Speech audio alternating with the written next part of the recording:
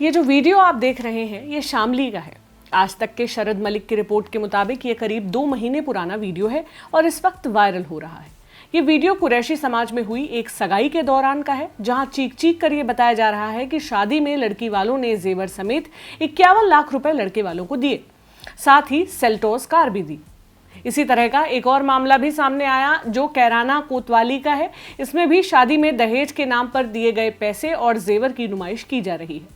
ये वीडियो सामने आने के बाद ही ऑफ कोर्स जमकर बातें हो रही हैं इस पर। मामला पुलिस तक भी पहुंच गया है। सुनिए इस पर पुलिस का क्या कहना है। क्योंकि इस वीडियो में काफी मात्रा में नकदी और सोने चांदी के बहुमूल्य आभूषण दिखाई दे रहे हैं, अतः इस संबंध में आयकर विभाग से पत्राचार कर जांच की जाएगी।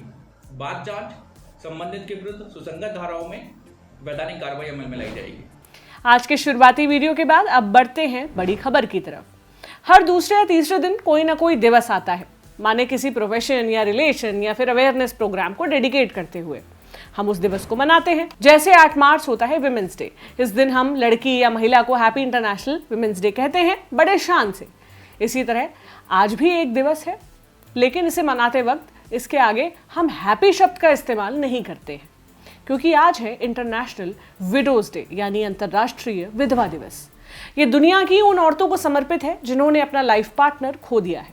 ऐसी औरतों की जिंदगी आसान नहीं होती, खासतौर पर भारत जैसे कल्चर में। उन्हें न केवल आर्थिक परेशानी होती है बल्कि सामाजिक तौर पर भी उन्हें कई सारी बेड़ियों में बांध दिया जाता है।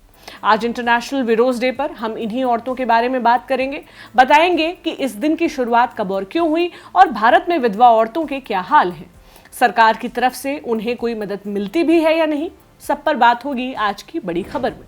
नमस्ते, मेरा नाम है प्रतीक्षा और आप देख रहे हैं दी ऑर्डिनरी शो। शुरुआत एक कहानी से। साल 1954 की बात है। पंजाब के गिलवान टाउन में एक लोकल व्यापारी जगीरी लाल लूमा अपने परिवार के साथ रहते थे। टीबी के चलते 23 जून 1954 के दिन उनकी मौत हो गई। उनकी 33 बरस की पत्नी पुष्पावती के जिम्मे 7 बच्चों को पालने की जिम्मेदारी आ गई। इन बच्चों में 10 साल का एक लड़का था जिसका नाम था राज। पिता की मौत के दिन उसने अपने घर में कुछ ऐसा देखा जिसे वो जिंदगी भर नहीं भूल सका। राज की दादी ने पुष्पावती को ऑर्डर दिया कि वो अपने सारे गहने, चूड़ियां, बिंदी सब उतार दे और सफेद साड़ी पहनना शुरू कर दे। पुष्पा अचानक ही एक खुशहाल शादीशुदा औरत से दुखी, उजड़ी हुई विधवा बन गई। राज बड़ा हुआ, उसने शादी की। शादी के मौके पर पुजारी ने पुष्पा से कहा कि वो रस्मों से दूर रहे, क्योंकि वो विधवा है और उसकी मौजूदगी से उसके बेटे के जीवन में बदकिस्मती आ सकती है। राज के दिमाग में आया कि एक माँ जो अपने बेटे से बहुत प्यार करती हो, उसकी केयर करती हो, शादी में उसकी मौजूदगी बैड लक कैसे ला सकती है। ऐसे कुछ कुछ वाकये राज ने अपनी माँ के साथ होते देखे। वो अच्छी तरह समझता था कि ये सोसाइटी किस तरह एक विधवा की जिंदगी में मुश्किलें लाती है। राज फिर चला गया यूके, वहां बड़ा बिजनेसमैन बन गया। चूंकि उसके पिता व्यापारी थे तो पैसे की कमी नहीं थी, इसलिए पुष्पा को अपने 7 बच्चों को पालने में आर्थिक तौर पर कोई दिक्कत नहीं आई।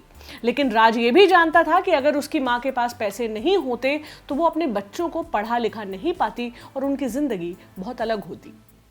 ये सारी बातें राज के दिमाग में चल ही रही थी कि 90 के दशक में पुष्पा की मौत हो गई।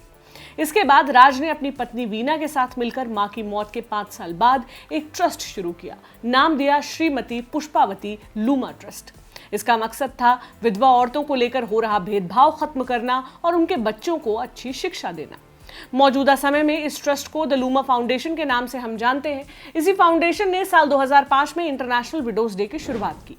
चूंकि 23 जून 1954 को राज के पिता का निधन हुआ था, इसलिए इसी दिन को चुना गया। दिसंबर 2010 में यूएन यानी यूनाइटेड नेशंस ने भी 23 जून को इंटरनेशनल विडोज डे के तौर पर मान्यता दे दी। इस दिन को मनाने का मकसद है दुनिया भर की विधवा औरतों को सशक्त बनाने की तरफ कदम उठाया जाए, उनके साथ होने वाले भेदभाव के खिलाफ जागरूकता लाई जाए। यूनाइटेड नेशंस की माने तो दुनिया भर में करीब 258 मिलियन यानी 25 करोड़ 80 लाख विधवा औरतें हैं। साल 2011 में भारत में हुई जनगणना के मुताबिक हमारे देश में 4 करोड़ 32 लाख विधवा औरतें हैं।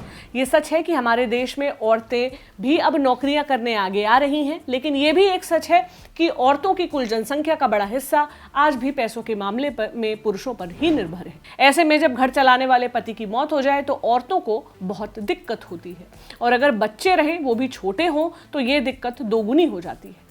ऐसी औरतों की मदद के लिए हमारी सरकार ने कई सारी स्कीम्स की शुरुआत की है। हम केंद्र सरकार द्वारा चलाई जा रही कुछ अहम स्कीम्स के बारे में आपको बताते हैं। जून 2019 में महिला एवं बाल विकास मंत्री स्मृति ईरानी ने लोकसभा में एक सवाल का लिखित जवाब दिया था, जिसमें विधवाओं के लिए चलाई जा रही स्कीम्स की जानकारी दी गई थी। इनमें से कुछ स्कीम्स सीधे विधवाओं पर फोकस करती हैं, तो कुछ ऐसी हैं जो जनसंख्या के बड़े हिस्से को कवर करती हैं और इस हिस्से का एक पार्ट विधवा औरतें भी हैं। पहली स्कीम है Indira Gandhi national window pension scheme, short में इसे हम IGNWPS कहते हैं। साल 1995 में इसे केंद्र सरकार ने लॉन्च किया था नेशनल सोशल असिस्टेंस प्रोग्राम के तहत। इसमें गरीबी रेखा यानी BPL कैटेगरी में आने वाली विधवा औरतों को हर महीने विधवा पेंशन के तौर पर 300 रुपए मिलते हैं। 40 से 79 साल के बीच की विधवा औरतों को 300 रुपए और 80 या उससे ऊपर की औरतों को 500 रुपए। इसके लिए ऑफलाइन और ऑनलाइन दोनों तरीकों से रजिस्ट्रेशन कराया जा सकता है। ये स्कीम करीब करीब सभी राज्यों और केंद्र शासित प्रदेशों में लागू है। खैर, जहां 1 किलो दाल 100-150 रुपए से कम में नहीं मिल रही हो, वहां महीने के 300 रुपए क्या बदलाव लाएंगे, ये आप खुद ही सोच लीजिए। अगली स्कीम है होम फॉर विडोज। इसके तहत यूपी के वृंदावन में विधवाओं के लिए एक घर बनाया गया है, जहां करीब 1000 औरतों को रहने का अरेंजमेंट है। केंद्र सरकार की एक और स्कीम है, नाम है national family benefit scheme, short में NFBS। ये स्कीम ग्रामीण विकास मंत्रालय के तहत काम करती है। इसके तहत उस घर के लोगों को 20,000 रुपए दिए जाते हैं जहां मुख्य कमाने वाले व्यक्ति की मौत हो जाए। अगली स्कीम है स्वाधार गृह योजना, WCD मिनिस्ट्री से चला रही है। इसके तहत बेसहारा और जरूरतमंद औरतों को रहने की जगह दी जाती है, वो आगे अपनी जिंदगी संभाल सके, इसके लिए उन्हें ट्रेनिंग वगैरह भी दी जाती है। विमेन एंड चाइल्ड डेवलपमेंट की ही एक और योजना है, नाम है महिला शक्ति केंद्र स्कीम। इसके तहत कम्युनिटी पार्टिसिपेशन के तहत ग्रामीण इलाकों की औरतों को सशक्त बनाने की तरफ काम किया जाता है। ऐसा माहौल बनाया जाता है जहां औरतें ये जान सकें कि वो आगे क्या क्या कर सकती हैं। अब बात प्रधानमंत्री आवास योजना। इसके तहत खैर पुरुष भी और महिला दोनों ही कवर होते हैं, लेकिन महिलाओं को इसमें ज्यादा लाभ दिया जाता है। जैसे हाउसिंग लोन के लिए इंटरेस्ट कम होता है, EMI भी कम होती है। इसके अलावा एक अन्य योजना है जो सैनिकों की विधवाओं के लिए बनाई गई है, नाम है assistance for vocational training of widows of ex serviceman. इसके तहत सैनिकों की विधवाओं को आर्थिक लाभ दिया जाता है, प्रशिक्षण दिया जाता है और गंभीर बीमारी में ट्रीटमेंट मिलता है। ये कुछ अहम स्कीम्स हमने आपको बताई हैं। इनमें से बहुत ही कम स्कीम्स ऐसी हैं जो सीधे तौर पर केवल विधवा औरतों पर फोकस करती हैं। ज्यादातर स्कीम्स जनसंख्या के बड़े वर्ग को कवर करती हैं, जिनका एक हिस्सा विधवा औरतें हैं। इन स्कीम्स को केंद्र सरकार के विभिन्न मंत्रालय सभी राज्यों और केंद्र शासित प्रदेशों में लागू करवाते हैं। इनके अलावा भी अलग अलग राज्य सरकारें अपने स्तर पर विधवा औरतों के लिए स्कीम्स लॉन्च करती रही हैं। जैसे मध्य प्रदेश की बात करें तो यहाँ कन्या विवाह योजना के तहत गरीब लड़कियां विधवा औरतों का सामूहिक विवाह कराया जाता है। पंजाब में 60,000 से कम की एनुअल इनकम वाली विधवा महिला को प्रति माह 750 रुपए देने का प्रावधान है। जितनी भी स्कीम्स के बारे में हमने आपको बताया, उनके बारे में इतनी जानकारी पाने के लिए भी हमें कई बार गूगल पर अलग अलग तरीके से सर्च करना पड़ा, कुछ लोगों से हमें बात करनी पड़ी, तब जाकर हमें ये सब पता लगा। सरकारी वेबसाइट्स ठीक से खुलती नहीं है, आसान भाषा में सटीक जानकारी उपलब्ध नहीं है, यानी सूचना का अभाव है। ये हमने हमारा एक्सपीरियंस आपको बताया। अब आप सोचिए कि एक विधवा महिला, और अगर वो अनपढ़ भी है, तो उस तक ये जानकारी कैसे पहुंचेगी। चलिए, किसी तरह अगर जानकारी पहुंच भी गई तो भी इन योजनाओं का लाभ उठाने के लिए उसे धर धर भटकना पड़ता है। ये हम नहीं कह रहे हैं, हमारे सामने रोजाना ऐसी कई खबरें आती हैं जो चीख चीख कर बताती हैं कि सरकारी सुविधाओं का लाभ जरूरतमंद तक नहीं पहुंच रहा है। कहीं विधवा औरत को पेंशन के लिए चक्कर काटने पड़ते हैं, तो कहीं घर के अभाव में शौचालय में रहना पड़ता है। विधवाओं के लिए काम करने वाले कुछ लोगों से हमने बात की, वो साफ कहते हैं कि सरकार केवल नाम के लिए विधवा पेंशन योजना चला रही है। आप भी सुनिए इन एक्सपर्ट्स को। ये एक श्रम की बात है। हमारी सरकारों को, हमारे सरकार जो, चाहे वो कोई भी सरकार हो, ये एक श्रम की बात है कि आप एक नाम कर दिया आपने कि विधवाओं के लिए पेंशन योजना है, तो एक नाम चल रहा है, बाकी लाभ जो है वो कुछ नहीं है। एक्चुअल में ना हमारी सरकारें करना नहीं चाहती। मैं आपको उसका एक एग्जांपल देता हूँ। देखो, अभी टीकाकरण हुआ वैक्सीन का, जो कोरोना की वैक्सीन का टीकाकरण हुआ, उसमें क्या हुआ कि सेंट्रल गवर्नमेंट से एक लिंक हो गया आधार कार्ड, और टीकाकरण घर घर जाके टीकाकरण करवाया जा रहा है, और कितनी आसान तरीके से, कितनी आसानी से उसको लिंक कर दिया गया आधार कार्ड से, और सबको सर्टिफिकेट भी दे दिया गया। तो कोई मुश्किल काम है नहीं। अगर सरकार चाहे तो क्या नहीं हो सकता। और ये पता लग जाता है इंटरनेट पे किसका टीका लगा है, किसको वैक्सीनेशन लगी है, किसको नहीं लगी। बहुत आसान काम है। लेकिन एक्चुअल में पेंशन में एक फार्म दे दिया गया, उस फार्म को भरो। अब अनपढ़ जो है, जो कम पढ़े लिखे हैं, पहले तो उस फार्म को फिर उसको जमा कराओ, आप अपने इतने सारे डॉक्यूमेंट लेकर के आओ, फिर उसको जमा कराओ, फिर उसको वेरीफाई होगा, फिर आप चक्कर लगाओ। तो एक्चुअल में ना ये प्रोसेस, मुझे तो ऐसा लगता है कि अगर सरकार करना चाहती तो टीकाकरण वैक्सीनेशन घर घर जाकर के हुआ है तो उसमें तो कोई मुश्किल ही नहीं थी। आधार कार्ड से लिंक कर दिया और फटाफट उसका 1 मिनट में 1 सेकंड में ब्यौरा आ जाता है कि किसको वैक्सीनेशन लगी है, किसको नहीं लगी है। तो ये तो पेंशन के लिए जितने डॉक्यूमेंटेशन है ये तो इसलिए है कि सरकार करना ही नहीं चाहती। अदरवाइज ऐसा गरीब आदमी जो 2 बार 4 बार चक्कर लगाता है वो थक जाता है, वो क्या करता है कि पेंशन नहीं लगी वो घर बैठ जाता है। कोई एक लेडीज है, अगर वो कितनी बार चक्कर लगाएगी, कहाँ जाएगी, वो किससे पता करेगी? कोई एक ऐसी योजना नहीं है कि इंटरनेट पे एक ट्रांसपेरेंसी नहीं है कि जी कोई ट्रांसपेरेंसी हो कि जी एक ये आप डॉक्यूमेंट जमा कराओ। अब जब सरकार वैक्सीनेशन कर सकती है घर घर जाकर के और एक हल्का सा आधार कार्ड से लिंक करके उसको कर सकती है, तो पेंशन को ऐसा क्यों नहीं किया जा रहा? क्योंकि सरकार करना नहीं चाहती उसको, बस एक नाम चला दिया गया कि पेंशन योजना चल रही है। और हमारे देश में जो है अभी इस समय स्थिति जो है वो गरीबी बहुत ज्यादा और बढ़ती जा रही है और इस तरफ सरकारों का ध्यान नहीं है। एक्चुअल में होता क्या है कि जो है इलेक्शन आने वाले होते हैं, सिर्फ पॉलिटिक्स बस। एक्चुअल ग्राउंड लेवल पे काम नहीं हो रहा। और हमें ये मतलब सुनने को मिलता है कि इंदिरा गांधी पेंशन योजना 300 रुपए महीना दे रही है और वो भी सन 2021 में, और वो महीने का दे रही है।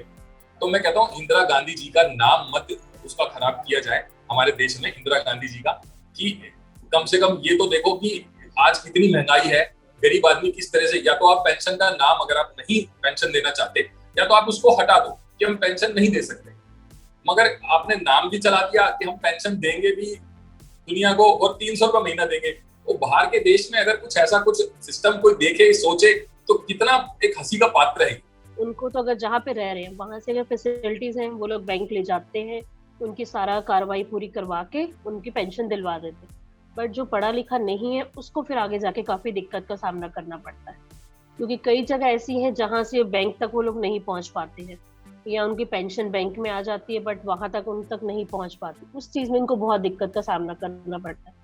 ये समझ लीजिए एज फैक्टर है, एज के अकॉर्डिंग वो नहीं जा पाते हैं या कुछ उनको फिजिकली प्रॉब्लम है, तो इस चक्कर में उनको पेंशन नहीं मिल पाती। कई लोगों को ऐसा हो जाता है। एक तरह से विधवा महिलाएं जो आश्रम में रह रही हैं, आश्रम की तरफ से उनको खाना पीना सब कुछ मिल जाता है, बट उसके अलावा और बहुत सी जरूरतें होती है जो वो अपनी पेंशन के सहारे पूरी करना चाहती है, बट 300 रुपए में उनका गुजारा नहीं हो पाता। एटलीस्ट उनको कुछ ना कुछ करके 1000 रुपए महीने तक तो होना चाहिए, जिससे अपनी दवाइयाँ वो ले सके, अपनी जरूरत का सामान उनको पूरा मिल सके। तो कोशिश है कि कुछ ना कुछ सरकार की तरफ से इसको और बढ़ाना चाहिए। ये तो हो गई आर्थिक पहलू की बात। अब चलते हैं सामाजिक पहलू की तरफ। आज भी आप किसी भी शादी में देख लीजिए, कई जगह ऐसा होता है कि किसी भी शुभ काम में विधवा औरतों को पार्टिसिपेट नहीं करने दिया जाता। उनसे ये उम्मीद की जाती है कि चूंकि उनका पति चला गया है वो सादे कपड़े पहने, सजे सवरे नहीं। क्यों? क्योंकि आज भी औरत के अस्तित्व को पुरुष के होने या न होने से डिफाइन किया जाता है। विधवा शब्द तो इसका जीता जागता उदाहरण है। ये शब्द ही अपने आप में असीम दुख समेटे हुए है। ये सच है कि पार्टनर का जाना बड़ा नुकसान होता है, खास तौर पर तब जब आप वाकई एक दूसरे से प्यार करते हो। लेकिन ये भी सच है कि किसी के चले जाने से जिंदगी खत्म नहीं होती। तो क्यों कोई जी ना छोड़े? किसी महिला के पति के जाने से हमें ये नहीं सोचना चाहिए कि उसकी पत्नी का अस्तित्व खत्म हो गया। नहीं हुआ, क्योंकि वो खुद अपने आप में एक कंप्लीट ह्यूमन बीइंग है। ऐसा भी देखने को मिला है कि जो औरत पति की मौत के बाद अपने रहन सहन में कोई बदलाव करे उसे टोका जाता है, नाम धरा जाता है। आर्थिक मदद देना या न देना तो सरकार के हाथ में है, लेकिन किसी विधवा औरत की सामाजिक मदद करना हमारे हाथ में है। उसके साथ भेदभाव ना करना हमारे हाथ में है और उसे उसकी आइडेंटिटी को उसके पति की आइडेंटिटी से अलग रखकर देखना भी हमारे हाथ में है। इसी के साथ बड़ी खबर को यहीं रोकते हैं और बताते हैं दिन की सुर्खियां।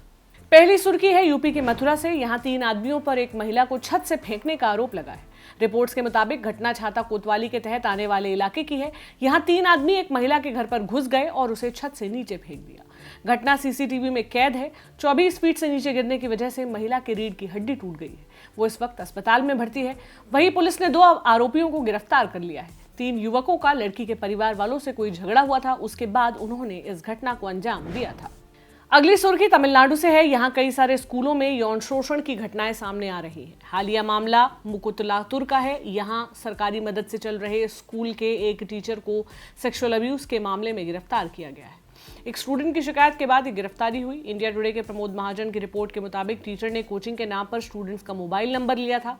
शिकायत में स्टूडेंट ने बताया कि टीचर उन्हें कॉल करता था और घटिया बातें करता था, साथ ही स्पेशल क्लास लेने के लिए घर आने को भी कहता था। अगर कोई मना करता तो टीचर उस स्टूडेंट के नंबर कम करने की धमकी देता था। इस टीचर का एक तथाकथित ऑडियो टेप भी सोशल मीडिया पर वायरल हुआ था, जिसमें वो एक लड़की स्टूडेंट को घर आने के लिए फोर्स कर रहा था। पुलिस ने पॉक्सो एक्ट के तहत टीचर के खिलाफ केस दर्ज किया है। अगली सुर्खी बनाई है अमेरिकन सिंगर बिली एलिश ने। बिली का हाल ही में एक पुराना वीडियो सोशल मीडिया पर वायरल हुआ था, जिसमें सिंगर एक गाना गाते हुए एशियंस के खिलाफ आपत्तिजनक शब्द बोलते सुनाई दी थी। इसके बाद उनके ऊपर रेसिस्ट होने के आरोप लगे थे। इस पर अब बिली ने सफाई दी है। उन्होंने सोशल मीडिया पर लिखा है, मैं आप लोगों से प्यार करती हूँ। मुझसे इस मुद्दे पर बात करने को कहा जा रहा था। मुझे वो लेबल दे दिया गया जो मैं नहीं हूँ। जब मैं 13 या 14 साल की थी तब का एक वीडियो एडिट वायरल हो रहा है, जिसमें मैं एक शब्द कहते दिखाई दे रही हूँ। इस वक्त मुझे नहीं पता था कि ये शब्द एशियन कम्युनिटी के लोगों के लिए अपमानजनक है। मैंने तभी पहली बार वो शब्द सुना था। हालांकि इसके लिए मैं माफी मांगती हूँ। ये था आज का हमारा शो। आपको कैसा लगा हमें कमेंट सेक्शन में जरूर बताएं। आप हमें theordinaryshow@gmail.com आईडी पर मेल भी कर सकते हैं।